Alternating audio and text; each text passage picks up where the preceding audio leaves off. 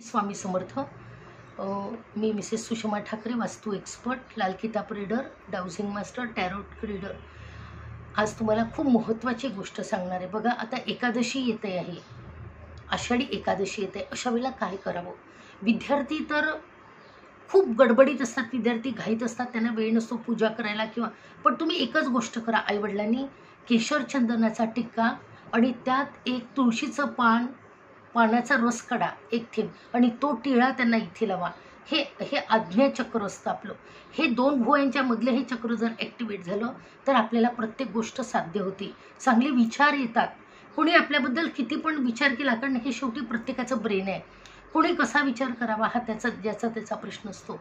पण आपण नेहमी सत्विवेक बुद्धीने जर चांगला विचार केला, आपल्या कामाबद्दल गोल ठरवा आयुष्याचे, की मला कुठे जायचं आहे, आणि त्या गोल्सला साध्य करण्यासाठीच तुमची धाव दौड असली पाहिजे. अनाकारण विचार करू नका.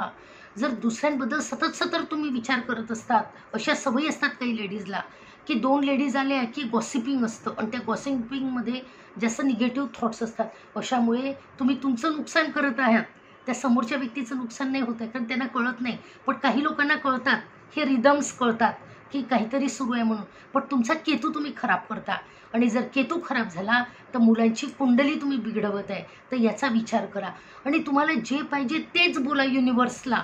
युनिवर्स तथास्तु तथास्तु म्हणत असतं. आणि श्री स्वामी समर्थांची सेवा करा.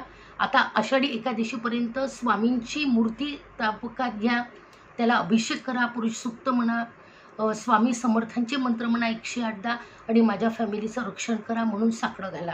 ही सेवा करून बघा. निश्चितपणे आपल्या घरात सुखशांती तर नांदेल, पण विद्यार्थ्यांच्या अभ्यासात देखील प्रगती. झालेली सेवा मी स्वामी समर्थ चरणी रुजू करते. श्री स्वामी समर्थ.